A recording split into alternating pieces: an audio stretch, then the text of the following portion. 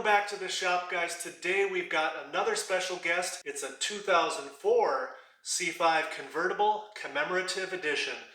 The commemorative edition was designed and built to celebrate the 24 hours of Le Mans.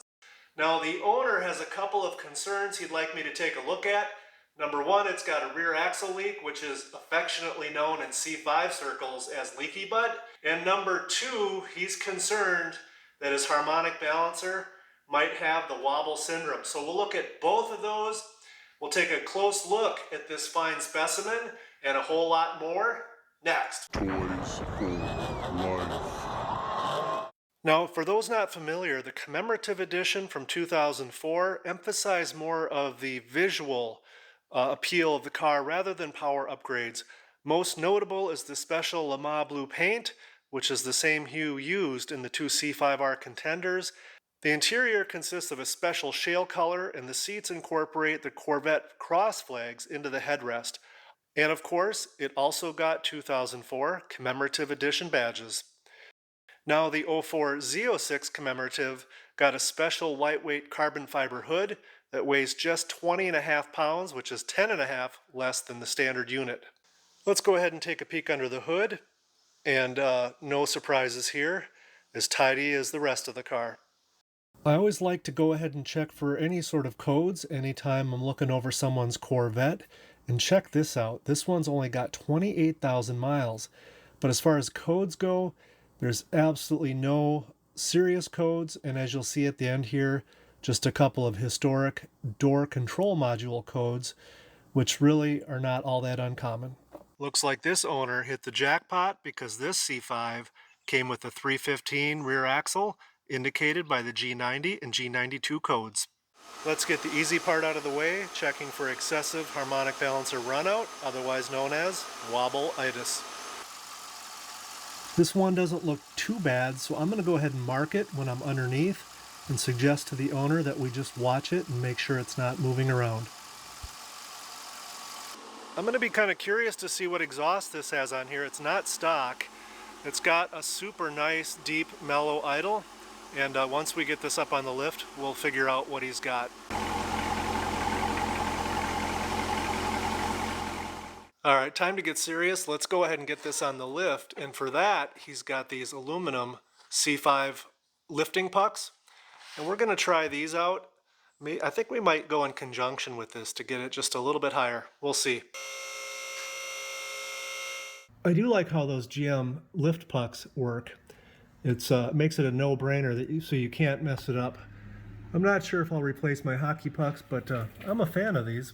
First, I'm going to go ahead and pop off the driver's side rear tire so I can get a better view. All right, let's take a peek here from the driver's side wheel well. It's really difficult to get a good view at the camera. I can see the diff cover. It looks clean, like it's been leaking recently because there's some kind of debris buildup and dirt buildup nearby as it flows away from the leaky area.